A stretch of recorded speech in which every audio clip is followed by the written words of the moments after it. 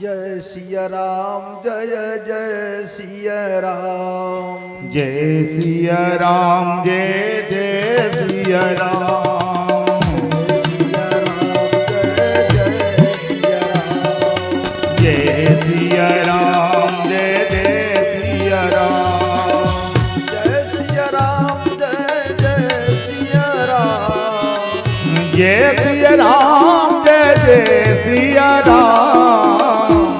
सिया राम जय जय सिया राम जय सिया राम जय जय सिया राम जय सिया राम जय जय सिया राम जय सिया राम जय जय सिया राम जय सिया राम जय जय सिया राम जय सिया राम जय जय सिया राम जय सिया राम जय जय सिया राम ओ जय सिया राम जय जय सिया राम बोलो जय सिया राम जय जय सिया राम जय सिया राम जय जय सिया राम जय सिया राम जय जय सिया राम जय हो जय सिया राम जय जय सिया राम जय सिया राम जय जय सिया राम जय सिया राम जय जय सिया राम जय सिया राम जय जय सिया राम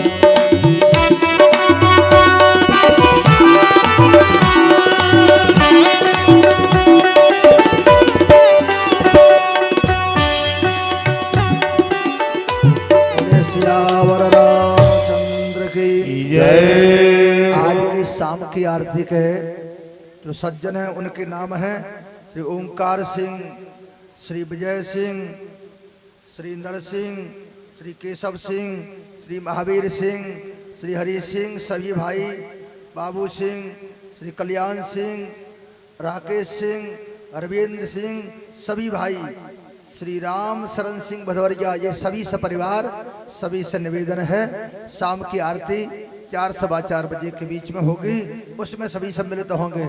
अब सुबह की अगली आरती कल की उसमें चक सकहरा विजय सिंह, श्री हनुमंत सिंह, अरन सिंह, श्री जगदीश सिंह, गोपाल सिंह, रघुवीर सिंह, उदय सिंह, सभी भाई श्री राम लखन सिंह, रामवीर सिंह, सभी सपरिवार कल 11 बजे आरती में सम्मिलित होंगे। ये कल के नाम है।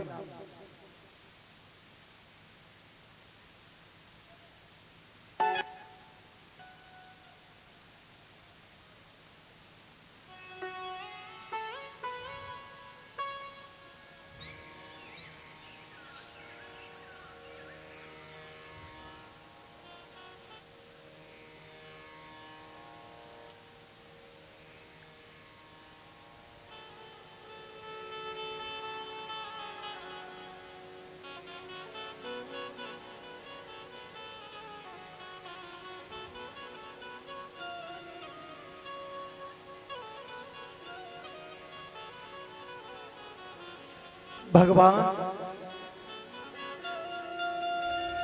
श्री राम ने अवधवासियों को विदा किया है।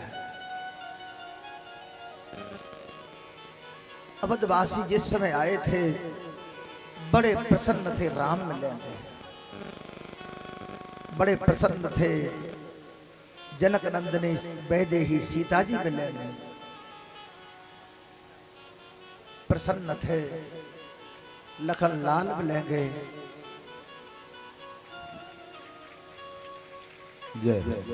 भगवान से जिस समय बिछड़े सबकी आंखों में आंसू थे।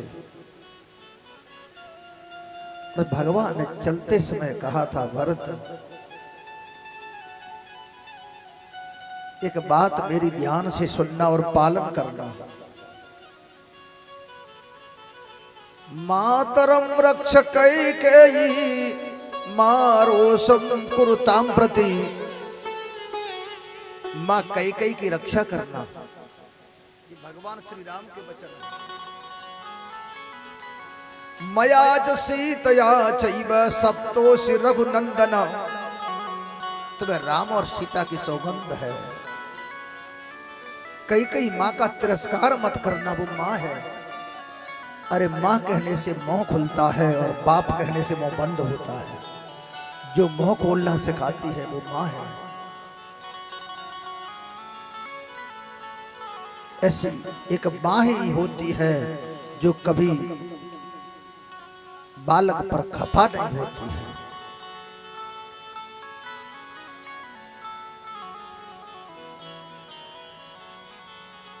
आंसुओं में भरे हुए अवधवासी जा रहे। इत्युक्त्वा सुरपरी ताक्षो भ्रातरम विससर्जः। रोते रोते अवधवासी अवध के लिए चल दिए हैं। पहुंच गए अवध में। भरतलाल जी ने चरण रोक लिए, अवध में प्रवेश नहीं किया। मां कौशल्या सुमित्रा कहने लगी, भरत कदम कैसे रोक दिए? बोले नहीं, अब नहीं जाएंगे अवध में। बेटा क्यों नहीं जाओगे? अवध में जब अवध बिहारी आएंगे तभी जाएंगे। अवध बिहारी के बिना जाएंगे नहीं।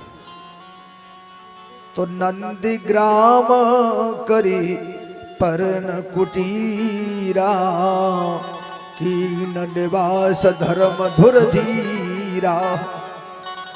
जटाजूट सिर मुनि पटधारी, मही खन कुश साथरी सवारी।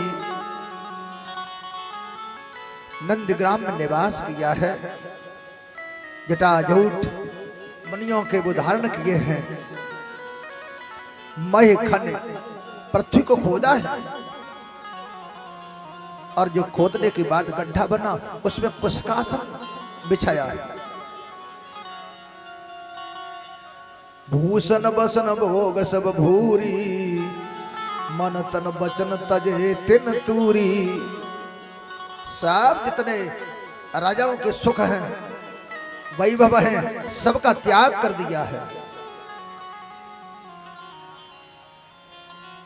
जिस समय भरतलाल नंदग्राम में निवास करने लगे तो मांडवी ने इच्छा प्रकट की।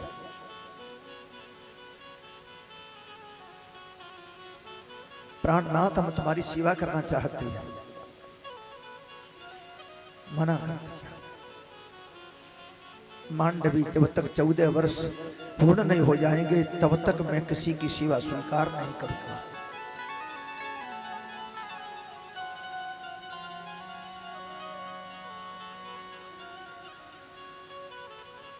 चरण पादुकाओं को रखा है तो मांगे मांगे आए सुकृत। चरण पादुकाओं की सेवा करते हैं, आरती करते हैं। और लोग कहते हैं क्या चरण पादुकाएं बोलती थी? दशरथ जातक पढ़िए, उसमें उल्लेख है भरतलाल जी जब कोई न्याय करते थे नंदग्राम में तो चरण पादुकाओं के सामने लिख करके रख देते थे कि हे चरण पादुका, तुम्हारा सेवक तुमसे प्रार्थना कर रहा है, ये मैंने न्याय किया है वो उचित है या अनुचित है। जब गलत न्याय होता था तो चरण पादुकाएं आपस में लड़ती थी। भरतलाल जी समझ गए कि लगता है मैंने जो न्याय किया है उचित नहीं किया है, अनुचित है। फिर से न्याय करते, शांत हो जाते, बस यही आज्ञा मांगना है। भरतलाल जी ने 14 वर्ष तक वेद व्यास जी महाराज ने श्रीमद् भागवत में सुख रामायण में कहा है, शुकाचार्य जी महाराज ने कहा है, परीक्षित संसार में भरत के बारे में क्या कहें। केवल 2 अध्याय में राम का चरित्र कहा है, उसे शुक रामायण कहते हैं।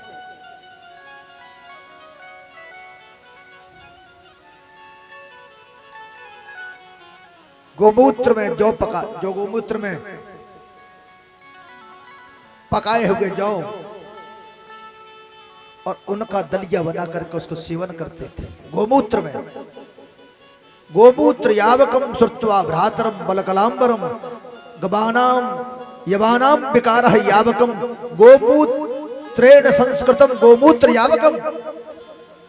गोमूत्र में पकाया हुआ जौ उसका दलिया बना करके उसको सेवन करते थे। तो दो दिश समूझी कहत सब लोग, उधर भगवान को देखते हैं, सब विधि भारत सराहन जोगु। सब विधि भरत सराहन जोगी। दो दिश समूझी कहत सब लोग,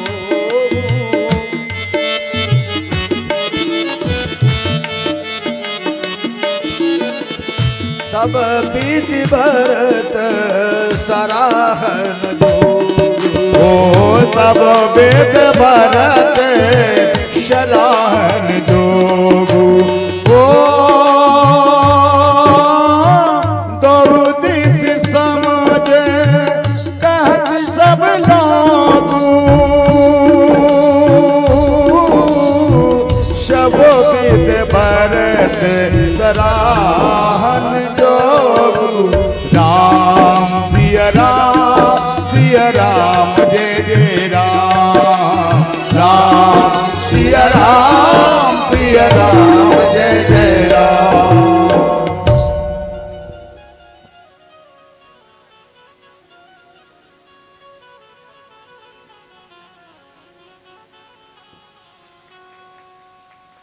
जय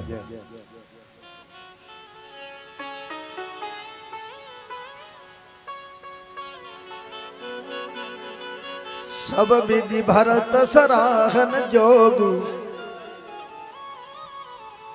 कौशल्या भरत की दशा देखती है, रोती है, कहती है मेरे भरत ने कितनी जटिल साधना प्रारंभ की है। आंखों से आंसू बरसते हैं कौशल्या।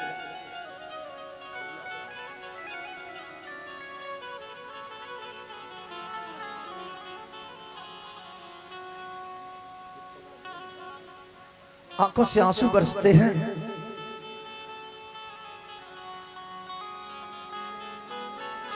बैठी रहती हैं, भरत भरत कहती रहती हैं, मेरा भरत मेरा भरत। जब से भरत की साधना को देखा है तब से राम का नाम भूल गई। सदा सर्वदा भरत का ध्यान करती है। हे भरत, तेरी साधना को देख करके मेरा हृदय फट रहा है।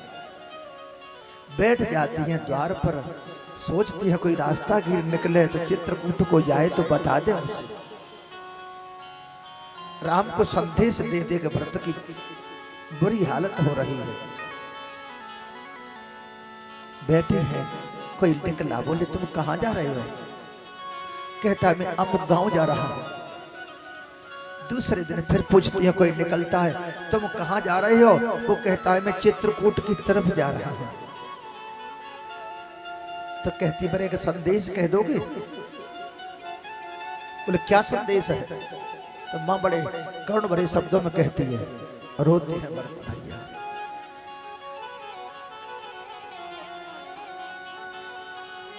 रो रहे हैं, वो संदेश सुना रही है।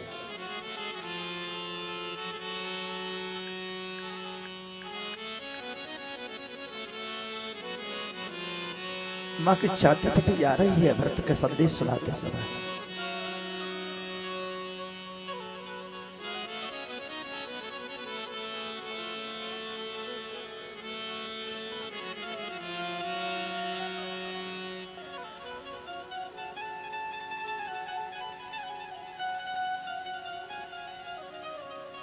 आंसुओं की झड़ी लगी है, कह रही है,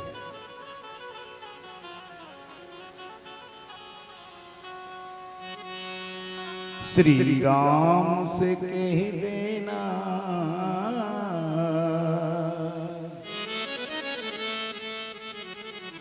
श्री राम से कह देना एक बात अकेले में। श्री राम से कह देना एक बात अकेले में।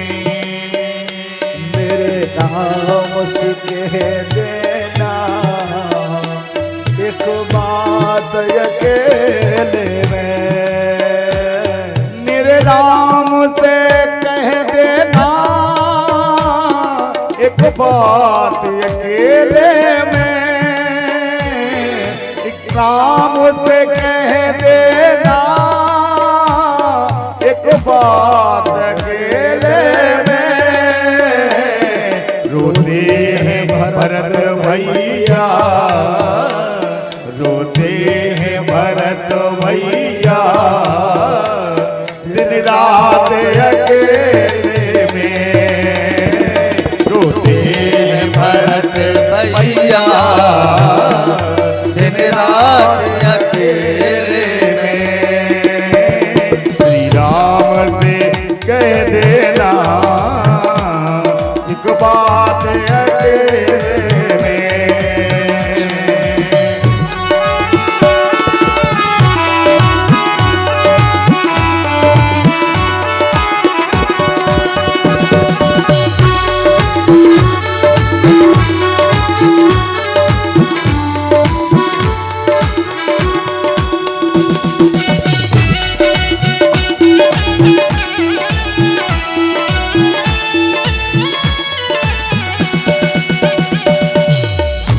चित्रकूट से वापस जब आए अयोध्या में, चित्रकूट से वापस जब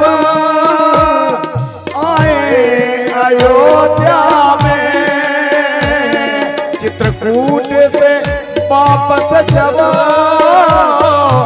आए अयोध्या में, कुछ कहते नहीं किसी से, कुछ कहते नहीं किसी से, दिन रात अकेले में, कुछ कहते नहीं किसी से, दिन रात अकेले में।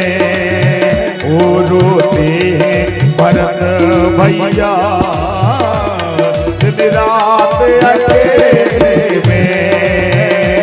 श्री राम से कह देना एक बात अकेले में।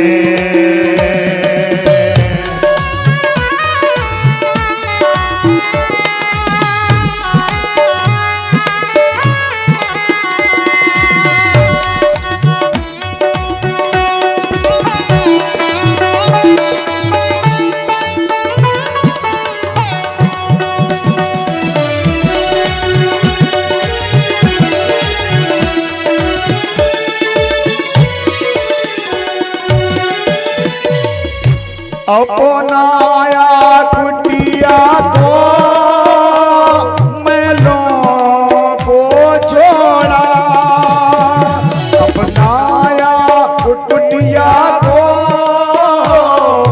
महलों को छोड़ा, और महलों को छोड़ा। पहने वलकल हो, पहने वलकल को, पहने वलकल को, नारी से भी मुख मोड़ा।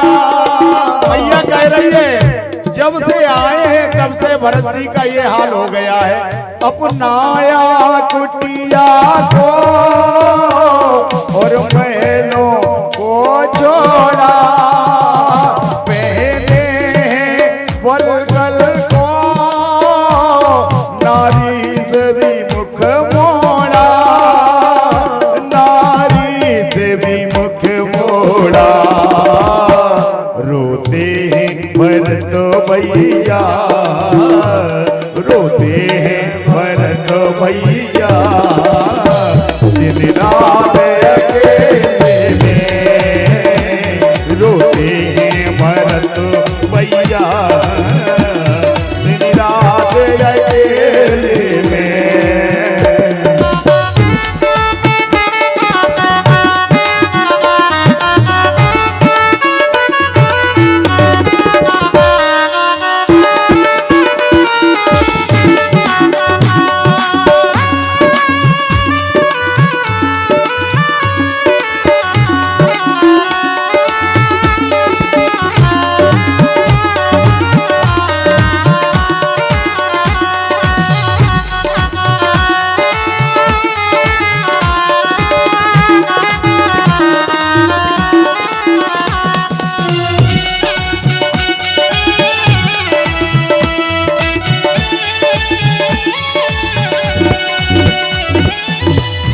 इस बिरहा की अग्नि में कैसे जलता देखूं, इस बिरहा की अग्नि में कैसे जलता देखूं। हे मेरे राम, अपने भरत को ऐसे बिरहा की अग्नि में जलता हुआ कैसे देखूं। इस बिरहा की अग्नि में कैसे जलता देखूं, कैसे जलता देखूं। रोते हैं भरत भैया, रोते हैं भरत भैया, दिन रात अकेले में रोते हैं भरत भैया, दिन रात अकेले में।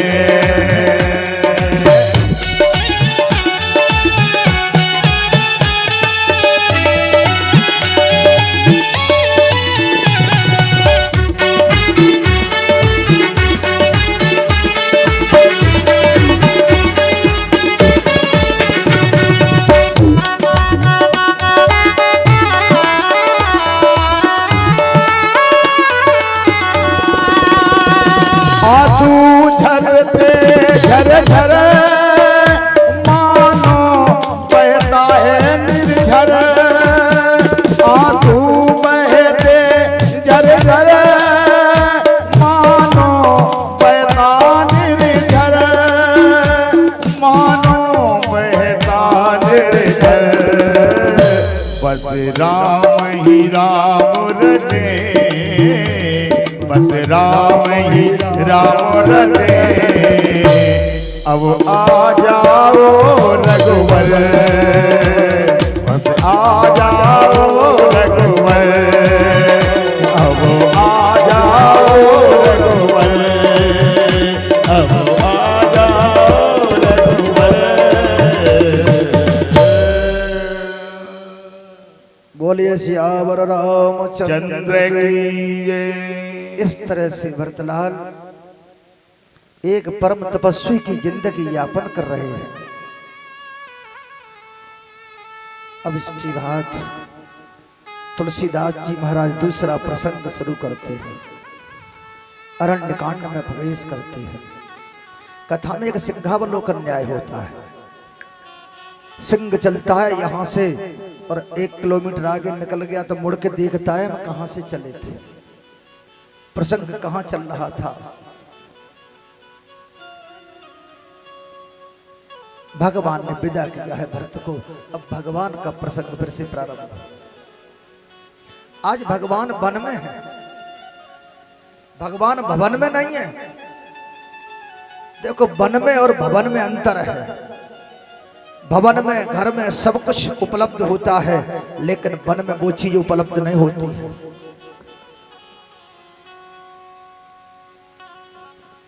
एक बार चुने कुसुम सुहाए, एक बार चुने कुसुम सुहाए, कर भूषण राम बनाए, निज कर भूषण राम बनाए।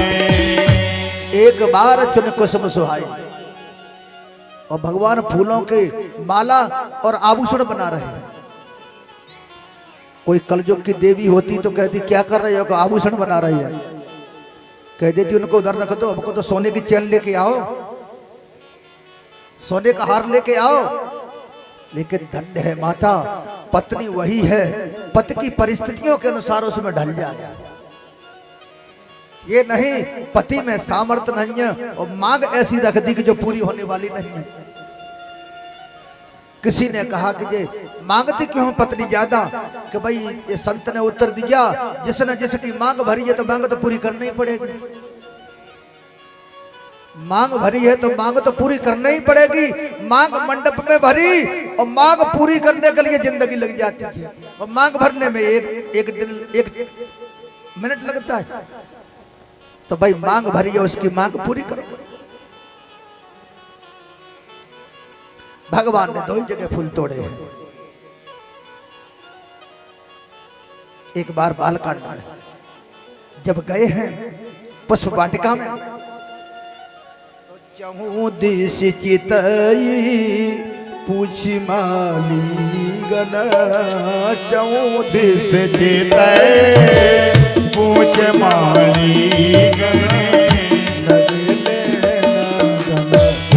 फूल मुदिता मना, लगे लेने तब फूल मुदित मन। भगवान ने फूल तोड़े और उन फूलों को ले जाकर के विश्वामित्र जी महाराज को दिया। तो वहां पर तो विश्वामित्र जी महाराज प्रभु की पूजा कर रहे हैं, भगवान की पूजा कर रहे हैं, माल्यार्पण कर रहे हैं, और इधर प्रभु फूलों का हार बना करके, गजरा बना करके श्री किशोरी जी को पहना रहे हैं। अरे फूलों से सज रही है, फूलों से सज रही है जनक की दुलारी, फूलों से सज रही है, फूलों से सज रही है श्री जनक की दुलारी। ये फूलों से सज रही है श्री जनक की दुलारी।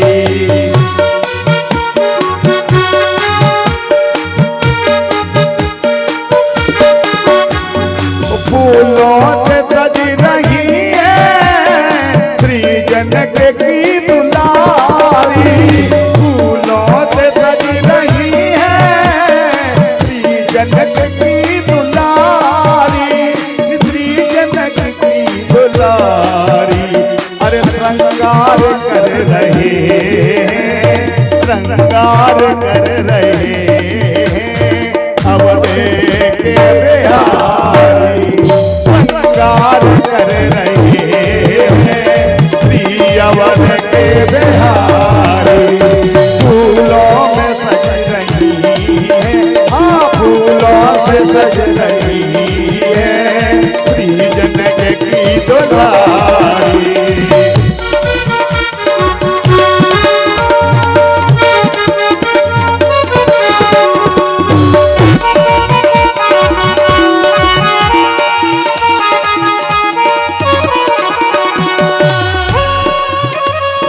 नीलम से सोहे राघव स्वर्णम सीता प्यारी, नीलम से सोहे राघव स्वर्णम सीता प्यारी। हाँ नीलम से सोहे राघव, नीलम से सोहे राघव स्वर्णम सीता प्यारी, नीलम से सोहे राघव स्वर्णम की सीता प्यारी।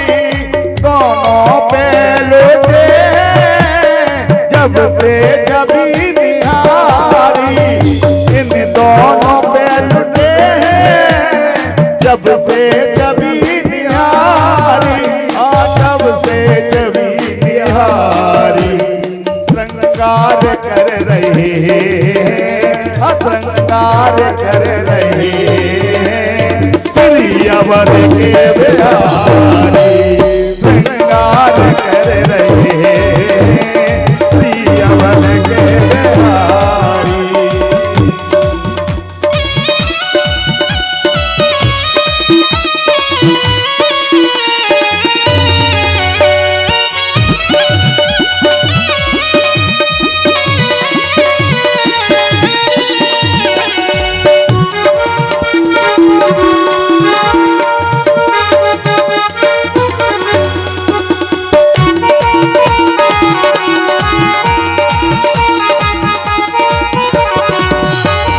हाथों से चुन रहे हैं कलियां प्यारी प्यारी, हाथों से चुन रहे। कौन चुन रहा है कलियां?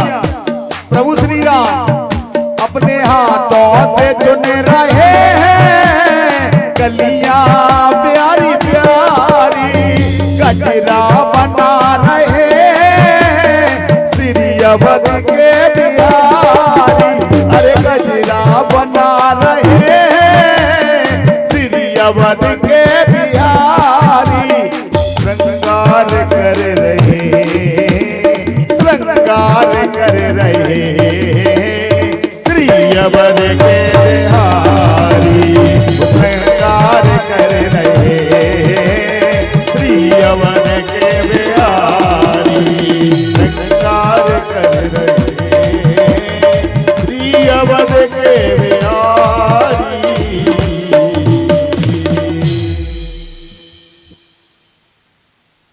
सीत है पहराए प्रभु सादर, बैठे फटक से लाभ पर सुंदर।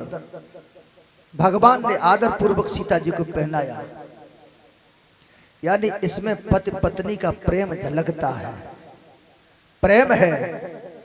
लेकिन यहाँ ऐसा कहीं नहीं लिखा कि सीता जी ने विरोध किया हो कि ये फूलों का क्या श्रृंगार होता है, अभी पहनाओगे कल मुरझा जाएंगे। लेकिन नहीं नहीं, जिसका मुरझाया मन रहता है उसके गले में डली हुई माला मुरझा जाती है, और जिसका मन प्रसन्न रहता है फूलों की माला भी उसको प्रसन्नता देती है। मां का मन नहीं मुरझाया है। देश काल परिस्थिति के अनुसार जैसा होता है वैसा स्वीकार करना चाहिए।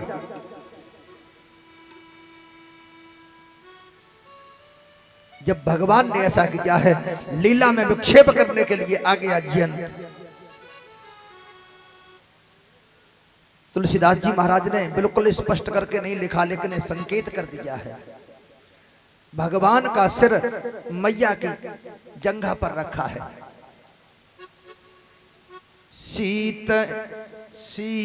सीता जी के पास आया, कहने लगा ये परमात्मा है, भगवान है, एक स्त्री के जंघा पर अपना सिर रख करके सो रहा है। राम देखी कर चरित तुम्हारे, जड़ मोह बुध होई सुखारे। राम देखी कर चरित तुम्हारे, जड़ मोह बुध होई सुखारे।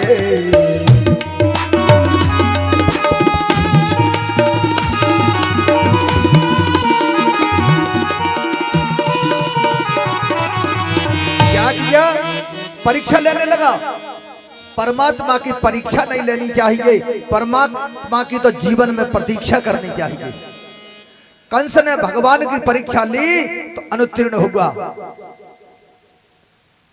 और जयंत ने भगवान की परीक्षा ली, अनुत्तीर्ण हुआ, और सबरी ने प्रतीक्षा की भगवान की तो पास हो गई और चली गई भगवान के लोक के लिए। इसलिए परमात्मा की परीक्षा मत लीजिए, ये प्रतीक्षा करो मेरे जीवन में कब आएगा परमात्मा। तो परीक्षा लेने के लिए आया है। अरे संसार के जीव से चाहता तो ले लेता परीक्षा किसी की, लेकिन परमात्मा के सामने कौन परीक्षा उसके ले सका है? कोई नहीं ले सका। सीता चरण चोच हाथ भागा, सीता चरण चोच हाथ भागा। सीता चरण चोच हाथ भागा, ओ सीता चरण चोच हाथ भागा। मूढ़ पंद मति कारण कागा, ओ मूढ़ मंद मति कारण कागा। सीता चरण चोंच हति भागा। एक बात है, रामायण में चोंच चलाने की चर्चा 2 बार आई होगी, लेकिन प्रधान रूप से 2 बार है। जटायु ने भी चोंच चलाई, आगे मिलेगी कथा, आज नहीं तो कल मिलेगी। चोंच निमारी, चोंच एक नहीं बार बार, चोंच निमारी रावण के ऊपर। बिदारस देही चोंच निमार बिदारस देही।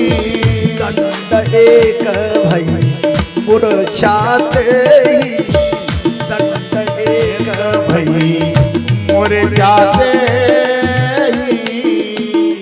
जटायु ने भी चोंच चलाई, लेकिन दोनों का संबंध सीता जी से है। लेकिन अंतर इतना है कि छुरा डॉक्टर भी चलाता है, छुरा डाकू भी चलाता है। डाकू का छुरा चलता है तो वो जान को ले लेता है, और डॉक्टर का छुरा ऑपरेशन करके जिंदगी दे देता है। छुरा तो दोनों है। एक चोंच चलती है जगत माता जनक नंदिनी सीता जी के सम्मान की रक्षा के लिए, और एक चोंच चल रही है अपमान के लिए, और उसका परिणाम सबको पता है। सीता चरण चोंच हति भागा, सीता चरणी चोंच हत भागा। मंद मति कारण कागा,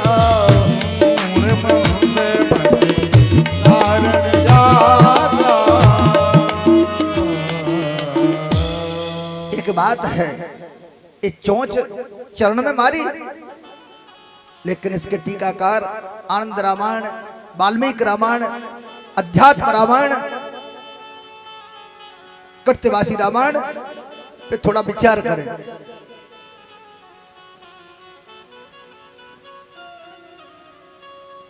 वाल्मीकि जी महाराज ने तो ऐसा लिखा है, मैया की वक्षस्थल पर चोंच मारी है। महर्षि वाल्मीकि एकदा निद्रितं रामं सीतांके सन्निरीक्ष्य इंद्राकाकस्तदागत्य नखस्तुंडेन चास्कृत।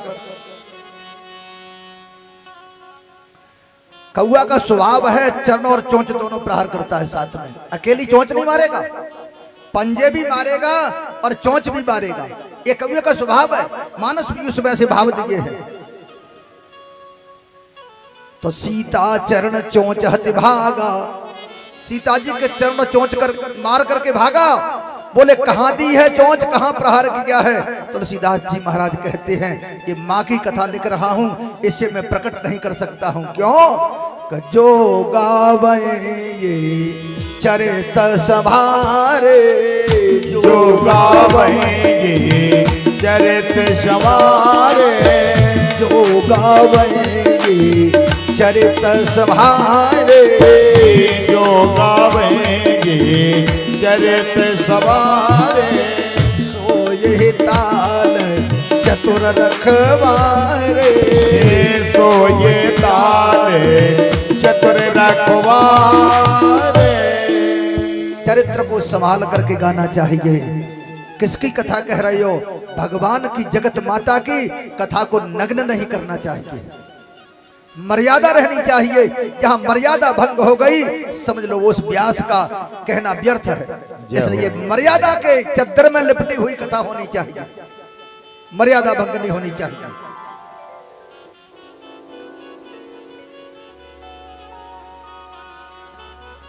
चला रुधिर रघुनायक जाना, रुधिर गिरने लगा है। यहां तक उल्लेख है वाल्मीकि रामायण में कि जिस समय बार बार चोंच मारता है मां के, और रक्त लेकर वो रक्त और मांस को लेकर के खाता है और दोबारा फिर आ जाता है। लेकिन मां सोच रही है कि प्रभु गोदी में सिर रख करके सो रहे हैं, कहीं यदि मैंने कहीं अपने पैर को हिलाया तो प्रभु की निद्रा भंग हो जाएगी। इसे कहते हैं सेवा भाव। कष्ट सह रही है लेकिन पति को जगाया नहीं, जगाया नहीं। अब वाल्मीकि जी महाराज का भाव देख लो। चोंच मारी कहां और भगवान का सिर कहां है? मैया की जंघा पे। चरण में चोंच मारेंगे तो रक्त बहेगा, वो प्रभु को कहां दिखाई देगा? क्योंकि नजर तो ऊपर को है। जंघा पे सिर तो नजर कहां होगी? ऊपर। तो क्या देखा भगवान ने? चला रुधिर रघुनायक जाना। धन्य तुलसीदास जी, बात भी कह दी और बात को छिपा भी लिया। इसे कहते हैं हा हा हा, तुलसीदास इज बेस्ट फोटोग्राफर। कितनी बढ़िया तस्वीर खींची, छिपा लिया और कह भी दिया। भगवान ने देखा, सीख धनुष धाय सायक संधाना। कथा को गति देने पड़ेगी। और जहां जहां गया सब जगह भगवान का वो बाण लगा हुआ है, वो सीख का धनुष, सीख का ही बाण। एक बात है, लगता है जयंत दौड़ने में तेज है। भगवान का बाण पीछे पीछे भाग रहा है और पकड़ नहीं पा रहा है उसे, वो मार नहीं पा रहा है। ब्रह्मधाम शिवपुर सब जगह गया है, कहां ब्रह्मलोक और कहां पृथ्वीलोक, भू भुवा स्व जन महतप सत्य, और कहां शिवलोक। आगे है जयंत और पीछे है सीख का बाण। इसका मतलब जयंत तेरे लिए धन्य है, तेरी इतनी उड़ान बड़ी है कि भगवान का बाण भी पिछाड़ी नहीं कर पा रहा है। कथा में तो सब कुछ भरा है, लेकिन डुबकी तो लगाओ। भगवान चाहते, अरे 2 कदम नहीं चलता मार देते। भगवान जयंत को मारना नहीं चाहते, सुधारना चाहते हैं। यदि प्रभु मारना चाहते, जयंत की क्या औकात थी जो भगवान से बच कर निकल जाए। जब रावण सरी के धराशायी कर दिए तो ये जयंत क्या बड़ी बात है। अब भाग रहा है। नारद जी महाराज ने देखा ये भागता हुआ आ रहा है।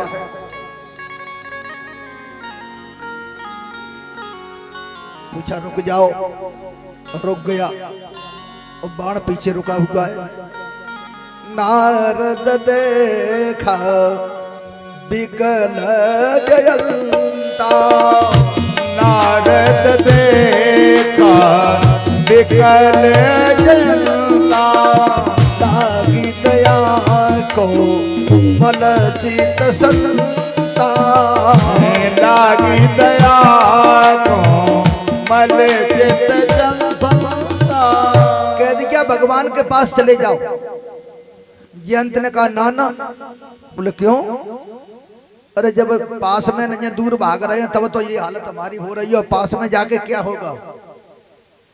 नारद जी ने कहा कहां कहां गए? कि ब्रह्मलोक में गए, इंद्रलोक गए, शिवलोक गए, सब जगह गए, लेकिन किसी ने ये नहीं कहा कि शरण में ले लें। सबने कह दिया जाओ जाओ। देख लिया भगवान का प्रभाव। हाँ, व्यक्ति का प्रभाव बाहर देखने से पता लगता है। कहीं बाहर जाओ, उसका नाम लो, कहते अरे उनकी क्या कहना है, उनका तो बड़ा प्रभाव है। तब नारद जी ने कहा प्रभाव तो देख लिया, अब उनका जाकर के स्वभाव देख लो। स्वभाव पास में जाकर के पता लगता है और प्रभाव बाहर पता लगता है। जाओ राम के पास, और जितने भागते जाओगे राम से दूर होते जाओगे, और जितने राम से दूर होगे उतना कष्ट बढ़ता जाएगा तुम्हारा। इसलिए राम से दूरी मत बनाओ, राम से नजदीकी बनाइए। भगवान के पास जाइए। नारद जी तो ऐसे हैं, जिस पर संकट देखा बस उसी के बन जाते हैं। प्रहलाद की मां पर संकट था, प्रहलाद की मां कयाधु को नारद जी ने ज्ञान दिया। सती को संकट था, नारद जी आ गए। पार्वती के विवाह में विक्षेप होने लगा, नारद जी आ गए। ध्रुव जी को संकट था, वन में जा रहे थे, नारद जी आ गए। धन्य है नारद, जो कोई भटके हुए जीव हैं उनको भगवान से मिलाने का काम नारद ही करते हैं। केवल एक ही ऐसा संत है जो भटक रहा है, भगवान को भूल रहा है, उससे मिलाने का काम नारद जी करते हैं। जयंत लौट पड़ा संत के कहने से। पद्म पुराण के उत्तरखंड में कहा है, पुरतः पतितम देवी धरण्याम पायसम तदा तच्छिरः पादयोस्तस्य योजयामास जानकी।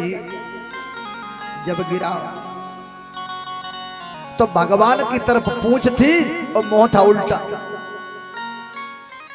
सीता जी ने देखा, सीता जी जगत माता है, सोचने लगी जीव उल्टा हो सकता है, विपरीत हो सकता है, लेकिन माँ कभी विपरीत नहीं होती है।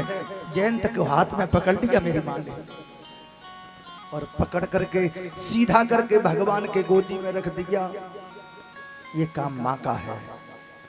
जीव को भगवान के सम्मुख कर देना, और सम्मुख कर दिया। सन्मुख होई जीव मोहि जवहि, सन्मुख होए जीव मोहि जवहि, जन्म कोटि अघ नासहि तवहि, जन्म कोटि घर नासहि तबहि षण्मुख होए जीव मोय जबहि जन्म कोटि अगर नासहि तबहि भगवान के सम्मुख कर दिया।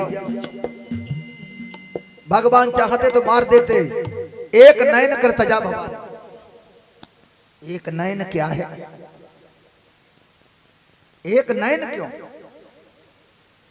स्वामी रामतीर्थ विवेकानंद जी गए थे विदेश। दोनों संत पहुंचे हुए लेटते थे तो वार्तालाप इतनी होती थी कि कहो रात्रि के 3 बज जाए, बंद ही नहीं हो। और जब सोए तो सुबह लेट हो जाए। तो स्वामी रामतीर्थ ने कहा विवेक, हाँ स्वामी जी, अरे एक अलार्म घड़ी ले लेते हैं कि उसको रख ले तो चाबी भर दिया करेगा तो टाइम से जग जाया करे। लेट हो जाते हैं जगने से, तो एक अलार्म घड़ी लेके आ गए विवेकानंद जी महाराज। अब घड़ी को रख लिया, उसमें चाबी भर दी कि 4 बजे जगे। अब लेके घड़ी आए तो पूछा महाराज जी आप देखना जानते हो? बोले हाँ जानते। कितना बज रहा है? 1। ठीक है। अब रात्रि के 9 बज रहे थे। फिर पूछा कितने बज गए? बोले 1। रात्रि के 12 बज रहे, कितने बज गए? 1।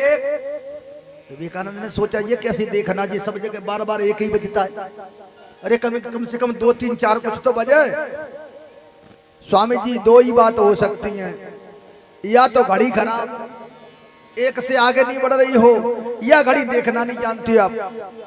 तब स्वामी रामतीर्थ ने कहा विवेकानंद मैं घड़ी देखना अच्छी तरह जानता हूँ, जब से परमात्मा का हो गया हूँ बस मुझे 1 ही दिखाई देता है, दूसरा तो रहा ही नहीं। दूसरा 1 ही दिखाई देता है। तो एक नयन कर तजा भवानी, मानो भगवान कहते हैं हे जयंत तुम द्वैत बुद्धि को त्याग दीजिए। जब तक तुम्हारी एक नजर नहीं होगी तब तक तुम परमात्मा को पहचान नहीं पाओगे। एक नयन कर तजा भवानी। एक नयन क्या है? कौआ का। आज भी कौआ को देखो आप, कौआ की एक आंख होती है, एक पुतली। तो और पक्षी तो देखते हैं, लेकिन कौआ पूरी अपने सिर को मोड़ देता है। क्यों मोड़ता है? कि जब मोड़ता है तो इधर की पुतली उधर, और उधर से इधर को देखा तो उधर की पुतली इधर। केवल कौए में इतनी विशेषता है कि एक आंख इधर की इधर भी काम करे और उधर की इधर भी काम करे। ऐसे कोई फोड़ना चाहो तो रोज फोड़ो, लेकिन परमात्मा फोड़ता नहीं, परमात्मा से जोड़ देता है और द्वैत को अद्वैत में बदल देता है। भगवान ने जयंत को क्षमा कर दिया है। इसके बाद भगवान चले हैं।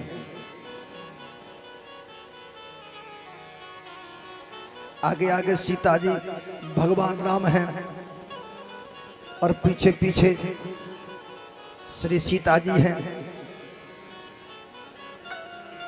और लखन लाल जी हैं उसके पीछे।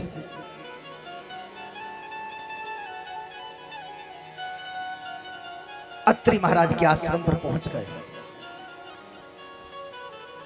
अत्रि के आश्रम, अत्रि के आश्रम जब प्रभु गए, अत्रि के आश्रम जब पग गए, सुनत महामुन हर्षित भयउ, सुनते महामुन हर्षित भयउ, सुनत महामुन हर्षित भयउ, सुनते महामुन हर्षित भयउ।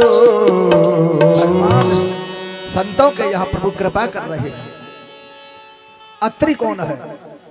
अत्रि स्मृति में कहा है न गुणा न गुण नो हंति स्तौति चान्य गुणा नपि, और न दूसरे के गुणों को देख करके सुन करके उसे द्वेष नहीं होता है। ना हसेत परदोषांश्च सानुसूया प्रकीर्तिता। जो दूसरे को दोषों को देख करके हंसे वो असूया है, और जो दूसरे के दोषों को भी नहीं देखे, किसी में दोष नहीं देखे, उसका नाम है अनसुईया। असूया बहुत है लेकिन अनसुईया तो एक है, वो अत्रि की पत्नी है। जो तीनों गुणों से परे हो जाए वो अत्रि है। कही तात सो परम विरागी, तृणसम सिद्ध तीन गुण त्यागी। त्रिविधा भवती श्रद्धा देहि नाम सा स्वभावजा, सात्विकी राजसी चैव तामसी चेति ताम शृणु। श्रीमद् भगवत गीता। वृद्ध शरीर है, कांप रही हैं, श्वेत जिनके केस हो गए हैं। मां बैठ गई। अनसुईया महारानी के सामने, और अनसुईया के सामने बैठ के क्या क्या एक ही जगह सीता जी ने चरण गहे हैं, सुगे तो बहुत जगह हैं। अनसुईया के पद गई सीता, अनसुईया के पद गए सीता, अनसुईया के पद गई सीता, अनसुईया के पद गए सीता। मिली बहोर सुशील विनीता, ओ मिली बहोर सुशील विनीता। उपदेश दिया है नारी जाति के लिए, संपूर्ण पुराणों का सार भर दिया इसमें।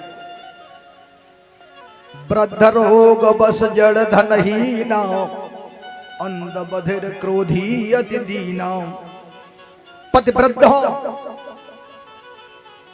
उनका तिरस्कार मत करो।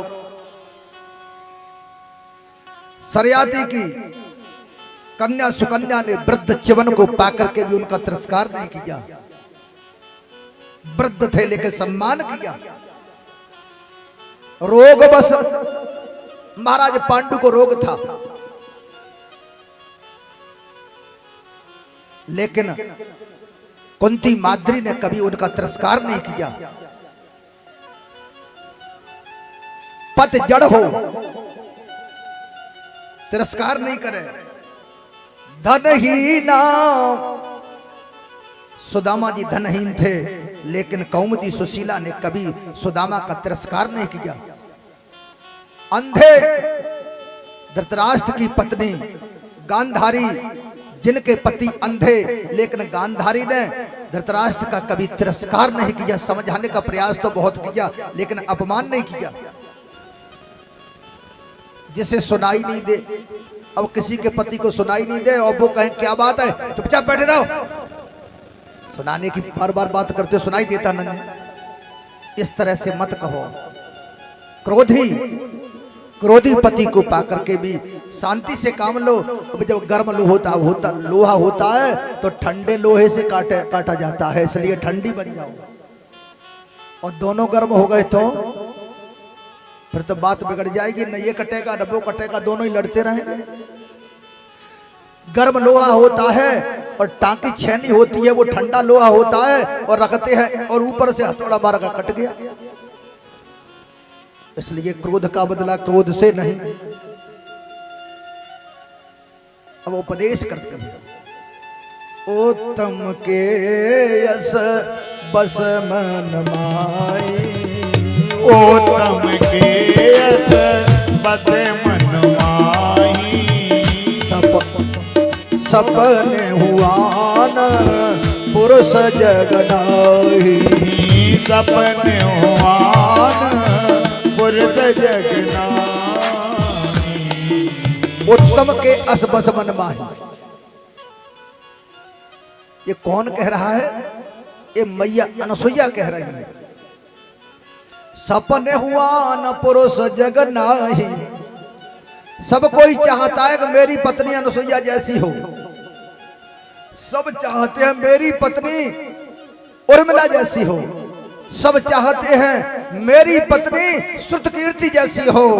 सब चाहते हैं मेरी पत्नी सावित्री जैसी हो। बड़ी अच्छी बात है और होना भी चाहिए, लेकिन एक बात है, ताली एक हाथ से नहीं दोनों हाथ से बजती है। यदि तुम सावित्री रूप में पत्नी को चाहते हो, तुम्हें सत्यवान बनना पड़ेगा, तुम्हें सत्यवान बनना पड़ेगा। यदि तुम उर्मिला रूप में पत्नी को चाहते हो, तुम्हें लक्ष्मण बनना होगा। और तुम पत्नी को अनसुईया रूप में चाहते हो तो तुम्हें अत्रि बनना पड़ेगा। इसलिए अधूरी कथा कभी नहीं कहना चाहिए, कथा के दो पक्ष होते हैं। इसलिए अपनी नारी को सम्मान दो और स्वयं वैसे बनो। कभी ऐसा नहीं, एक तरफ से नहीं हो सकता है ऐसा। ब्रह्मांड पुराण में कथा आती है, उत्तम की असबस बनमाई सपने आन पुरुष जगदाई। एक कौशिक ब्राह्मण थे, उनकी पत्नी का नाम था सांडली। एक बार कौशिक ब्राह्मण ने विचार किया, हम परीक्षा ले अपनी पत्नी की।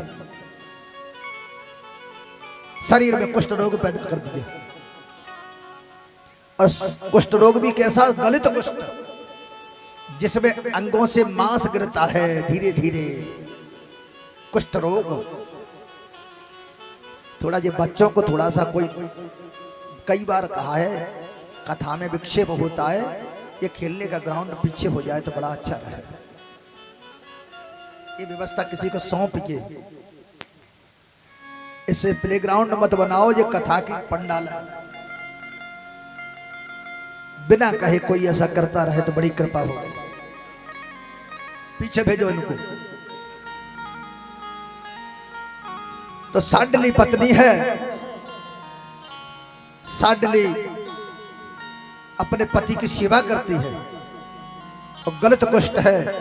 शास्त्र कहते हैं कष्ट भोगने वाले को उतनी पीड़ा नहीं होती है जितना उसकी सेवा करने वाले को होती है।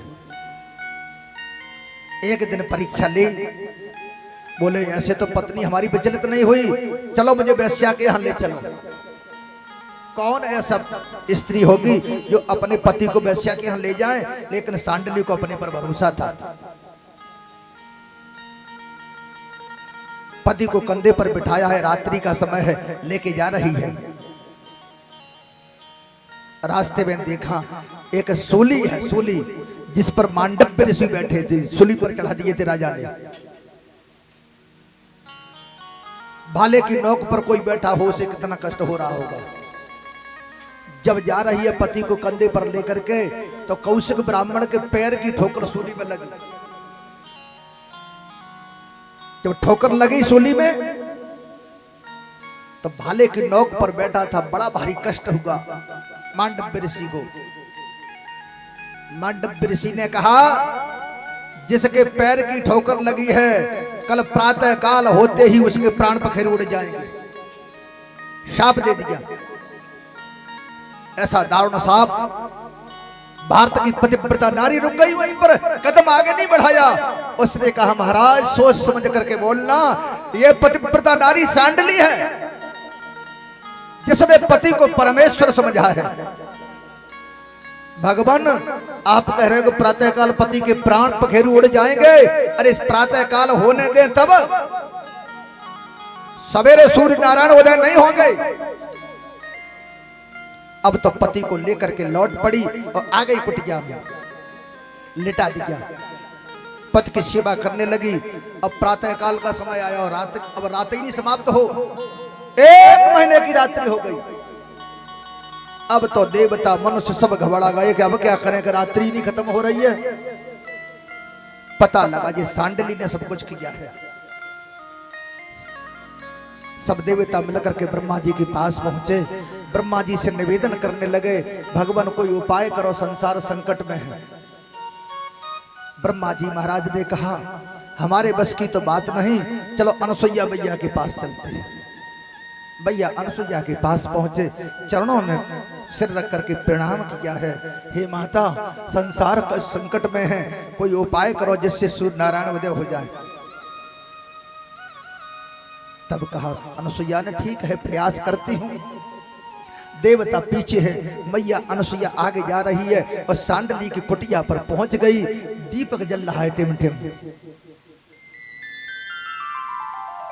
सांडली ने मुड़कर के देखा कि पैरों की आहट कैसी हो रही है। पीछे देखा अनसुईया महारानी खड़ी है। खड़ी हो गई, बहन आपने कैसे कष्ट किया? तब कहा मैं किसी कारणवश आई हूं। तब अनसुईया ने कहा बहन संसार कष्ट में है, संकट में है, सूर्य नारायण को उदय होने दीजिए। तब सांडली रोने लगी, बहन सूर्य नारायण तो उदय हो जाएंगे, संसार में कौन ऐसी स्त्री होगी जो अपने सुहाग को स्वयं ही उजाड़ दे। मेरे पति संसार से विदा हो जाएंगे जैसे ही सूर्य नारायण उदय हो गए। तब अनसुईया ने कहा जब एक पतिव्रता सूर्य नारायण को उदय होने से रोक सकती है तो दूसरी पतिव्रता मरने के बाद जिंदा भी कर सकती है। कह दो सूर्य नारायण से। हाथ में जल लिया है, पति का चरण वंदन किया है और चरणों से स्पर्श की है, जल की अंजलि और कह दिया है भुवन भास्कर तुम प्रकट हो जाओ। सूर्य नारायण प्रकट हो गए। जैसे ही प्रकट हो गए और उधर कौशिक ब्राह्मण के प्राण निकल गए। सांडली पछाड़ खा करके पति के छाती पर उसने सिर पटक दिया। तब कहा अनसुईया ने कि बहन आज तक मैंने पर पुरुष को देखा नहीं है। अरे देखने में कोई बुराई नहीं, लेकिन भाव कौन सा है तुम्हारा? अब देख रही अनसुईया उत्तम के यस बस मन माई, उत्तम के यस बस मन माई, सपने हुआ ना पुरुष जगनाही, सपना पुरुष जगनाही। उत्तम के यस बस मन माही, भ्राता पिता पुत्र जैसे। देखा कौशिक ब्राह्मण जीवित हो गए, ऐसी अनसुईया है। इसलिए पूरी रामायण पलट करके देख लेना, मेरी जगत माता ने पैर छुए हैं, कौशल्या के छुए हैं, सुमित्रा के छुए हैं, गुरुदेव के छुए हैं, लेकिन जैसे यहाँ पर छुए हैं वैसे कहीं नहीं छुए। क्या उसमें एक शब्द पर जोर दे रहे हैं, अनसुईया के पद गहि सीता, अनसुईया के पद गहि सीता,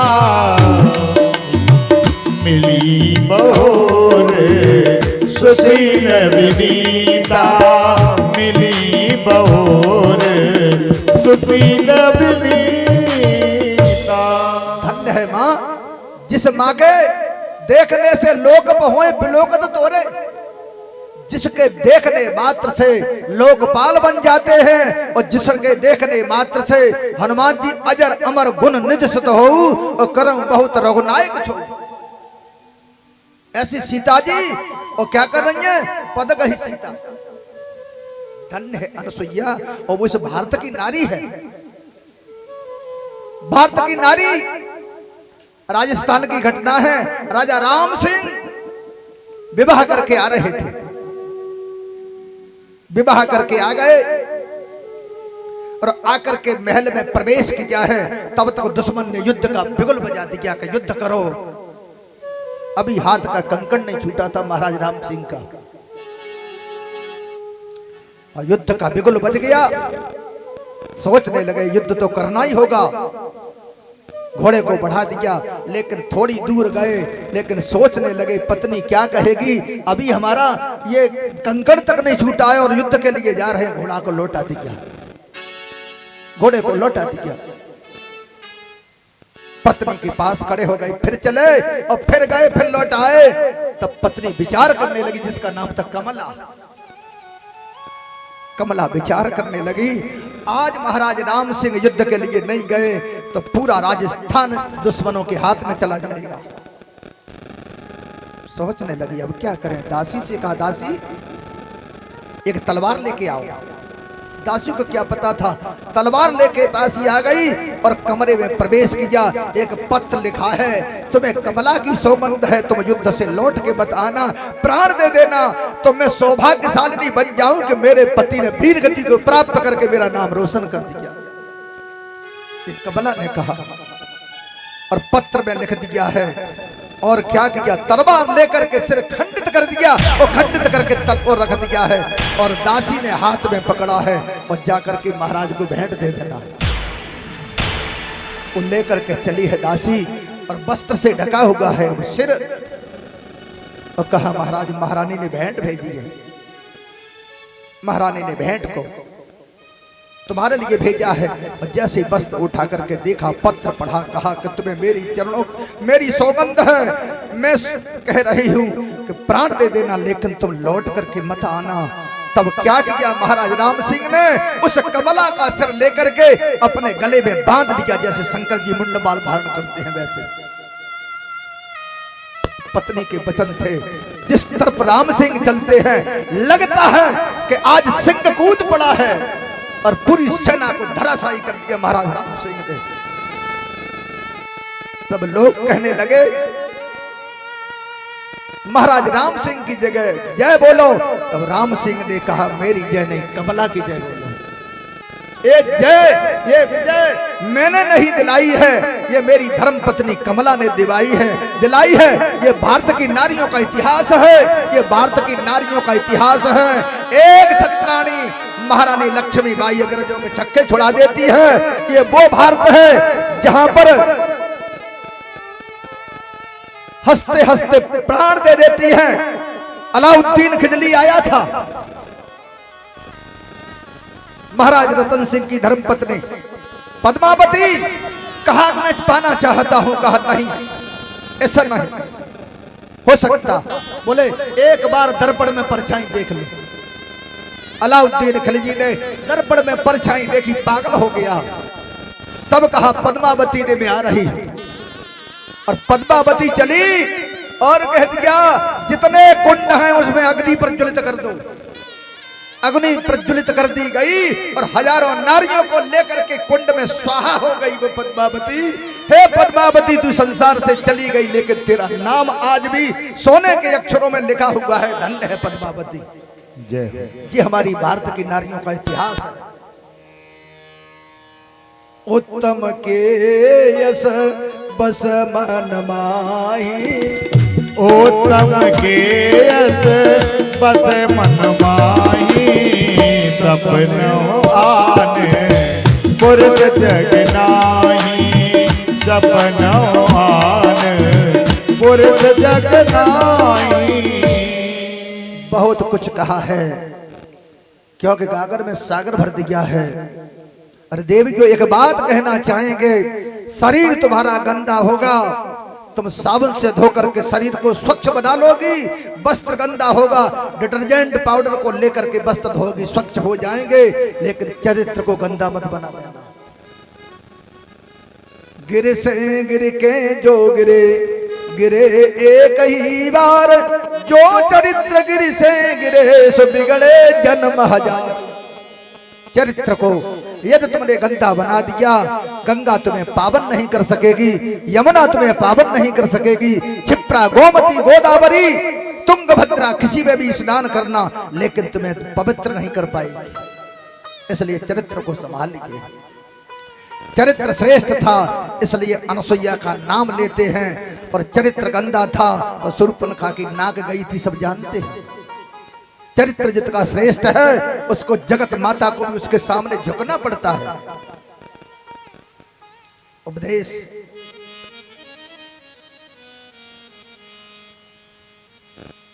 भगवान चल रहे आगे को,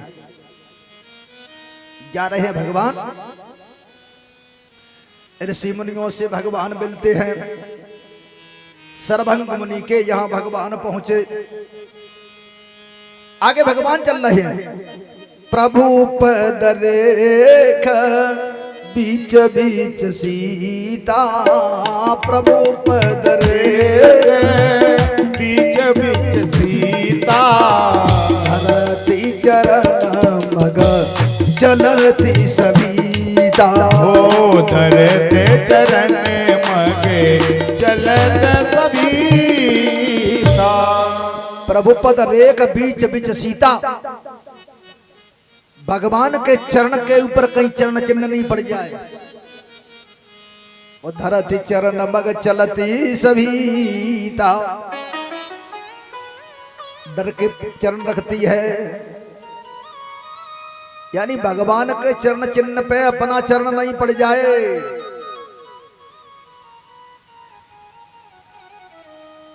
ये देवी जा रही थी, कोई यहां का दृष्टांत नहीं, दूसरी जगह का है। पति जा रहे थे, धर्मपत्नी थी, साथ में मेला था। अब भीड़ भाड़ ज्यादा थी तो पति साथ में थे। संयोग से किसी का चरण पड़ गया उनके चरण के ऊपर। बड़े क्रोध स्वभाव की, ज्वालामुखी थी। क्रोध आ गया, किसका चरण है? देखा एक संत का धोखे से चरण पड़ गया। संत ने कहा देवी धोखे से पड़ गया, भीड़ है। तब कहा महाराज ठीक है, आपका है, पतिदेव का होता तो हम देखती कि क्या हालत होती। ऐसा भाव है तो बड़ी मुश्किल है। प्रभु पद रेख बीच बीच सीता। प्रभु पद रेख बीच बीच सीता। धरती चरण मग चलती सभीता।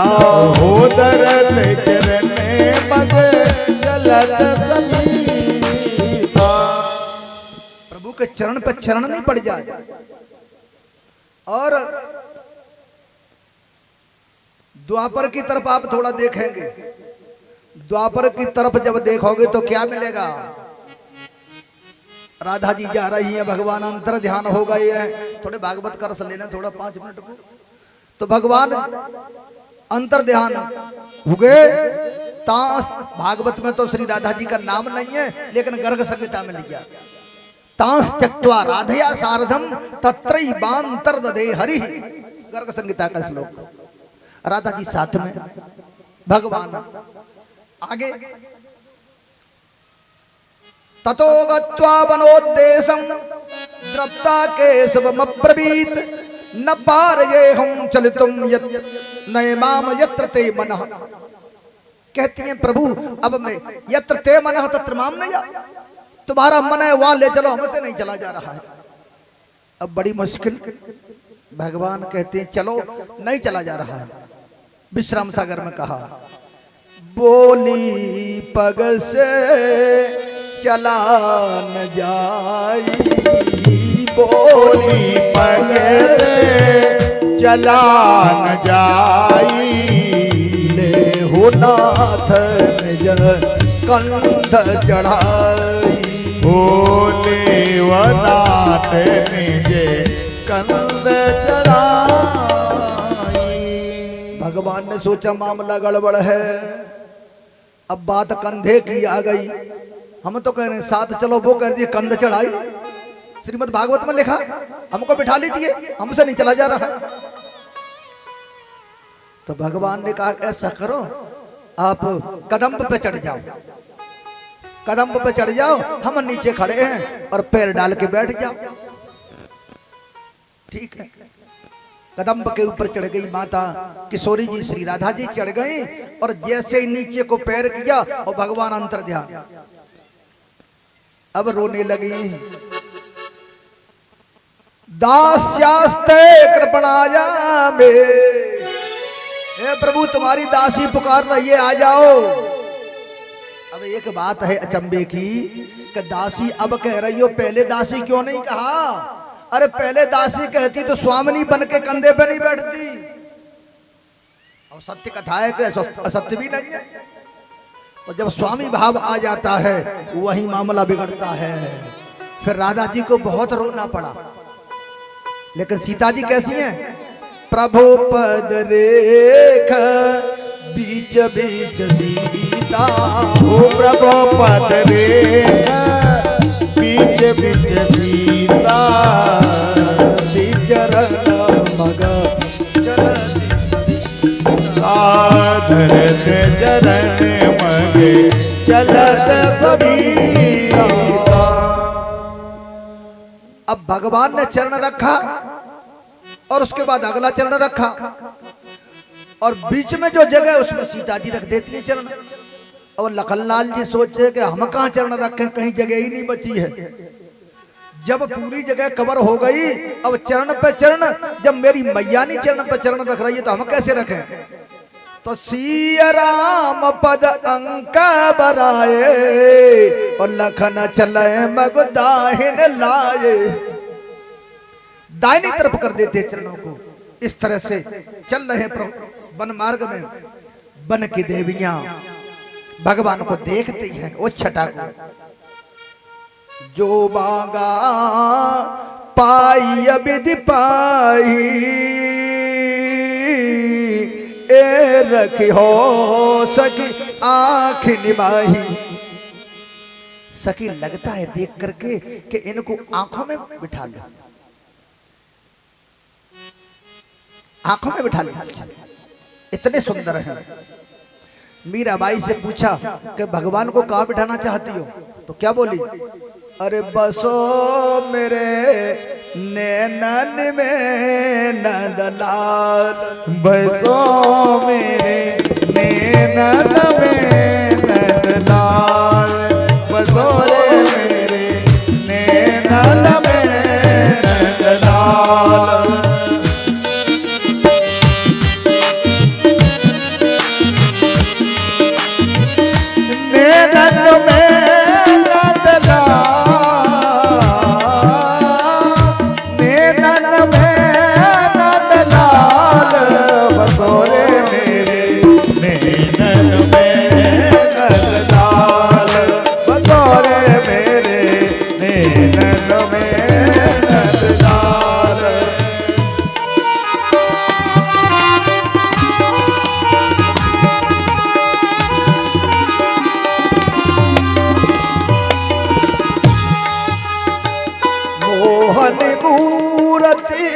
सावरी सूरत, मोहनी मूरत सावरी सूरत, मोहनी मूरत सावरी सूरत, हाँ मोहनी मूरत सावरी सूरत।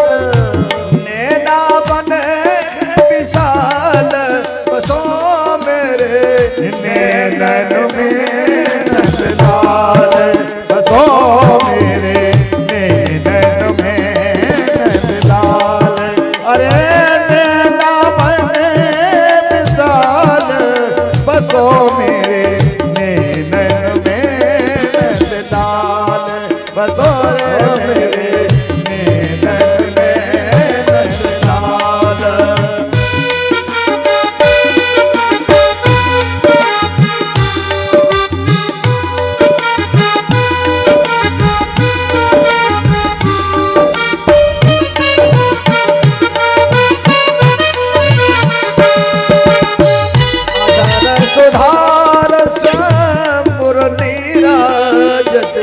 अधर सुधारत मुरली बाजत, अधर सुधारस मुरली राजत, अधर सुधारत मुरली बाजत। उर पे जलती माल बसो मेरे नैनन में नंदलाल, बसो मेरे नैनन में नंदलाल, बसो मेरे नैनन में नंदलाल, बसो मेरे नैनन में नंदलाल।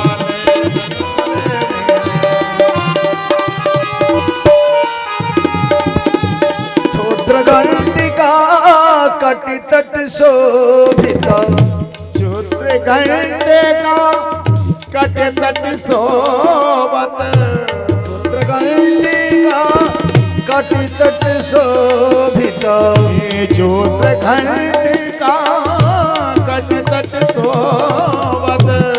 नूपुर सब दरसाल भजो नैनन में नंदलाल, बसो मेरे नैनन में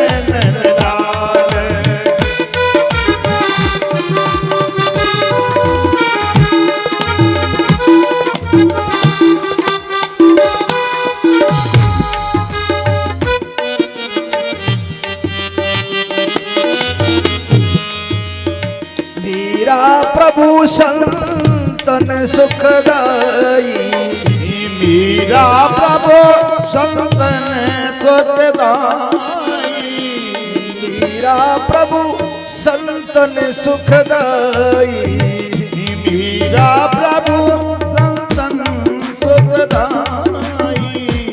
भगत बछल गोपाल बसो मेरे नैनन में नंदलाल, भगत बछल गोपाल बसो मेरे नैनन में नंदलाल, बसो मेरे नैनन में नंदलाल, बसो मेरे नैनन में नंदलाल, बसो मेरे नैनन में नंदलाल, बसो मेरे नैनन में नंदलाल, बसो मेरे नैनन में नंदलाल।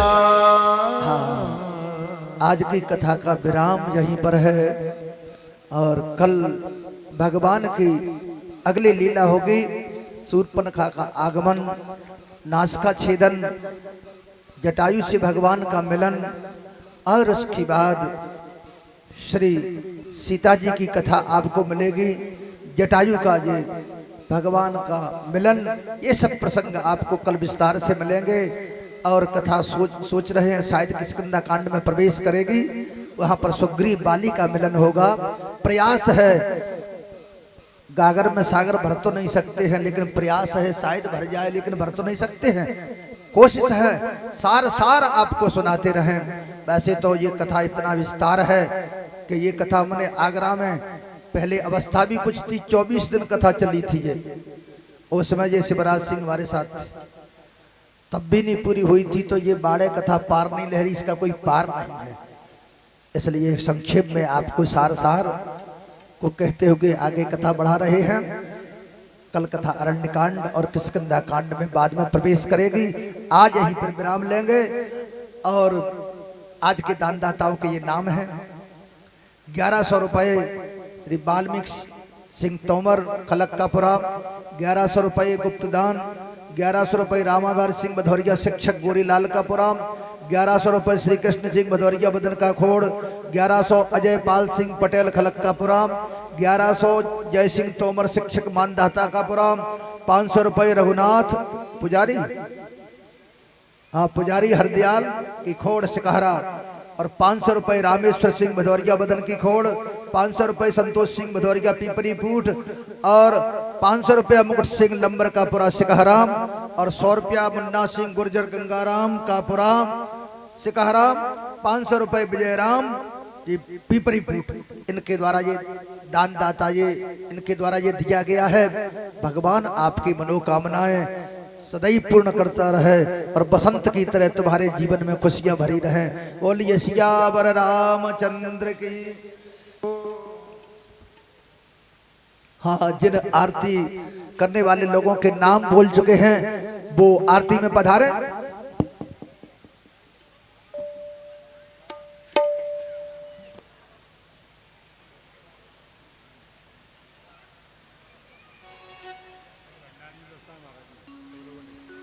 हाँ, आज भंडारे की व्यवस्था है। आरती के बाद भंडारे में सम्मिलित होकर जाएं, और कल भी भंडारा है। हाँ, कल के भंडारे की भी व्यवस्था है, और कल की नहीं, जब तक कथा है तब तक रोज की व्यवस्था है। इसलिए भंडारे में सम्मिलित होकर जाएं, क्योंकि प्रसाद फिर महाप्रसाद।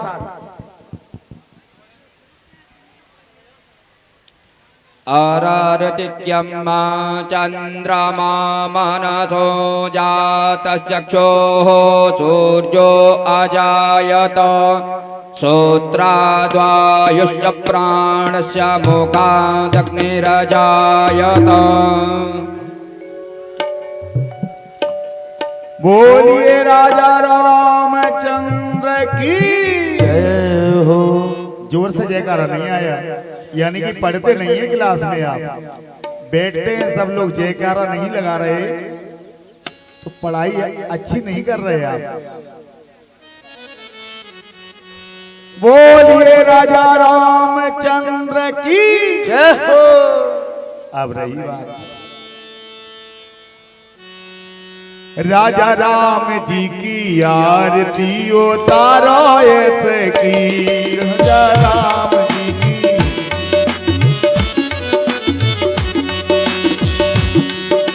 हे राजा राम तेरी आरती गाऊं हे राजा राम तेरी आरती गाऊं आरती उतारूं तो मैं तन मन मारूं आरती उतारूं तो मैं तन मन मारूं हे राजा राम तेरी आरती उतारूं हे राजा राम तेरी आरती उतारूं ओ राजा राम तेरी आरती उतारूं हे राजा राम तेरी आरती उतारूं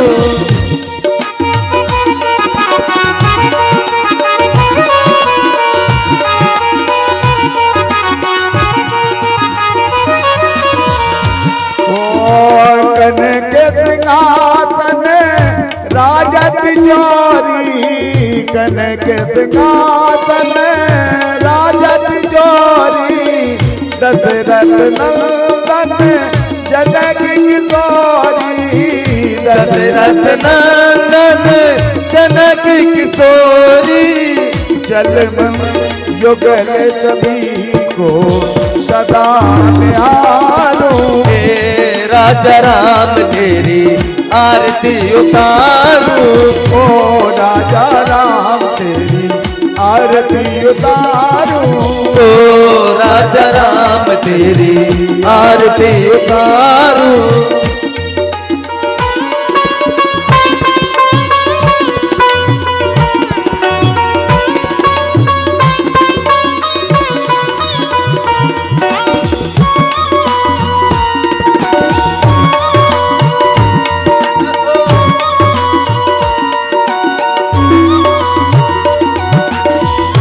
वाम बागी शोभित जग जननी वाम भाग शोभित जग जननी वाम बाग शोभित जग जननी वाम भाग शोभित जग जननी चरण विराजत सोते अंजनी चरण विराजत है सुख अंजनी इन चरणों में मैं जीवन बारूं हे राजा राम तेरी आरती उतारूं ओ राजा राम तेरी आरती उतारूं ओ राजा राम तेरी आरती उतारूं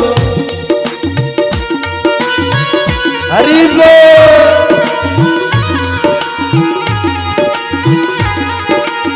ये प्यारे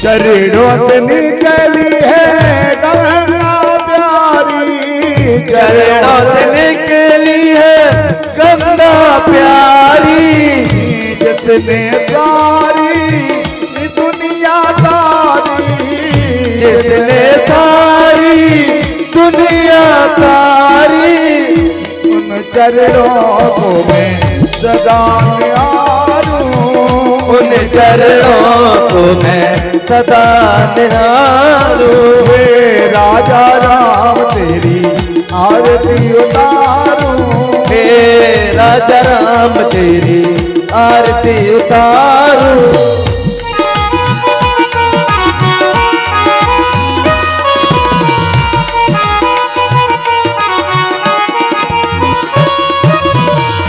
आरती हनुमति के मन भावे आरत हनुमत के मन भावे आरत हनुमत के मन भावे आरत हनुमत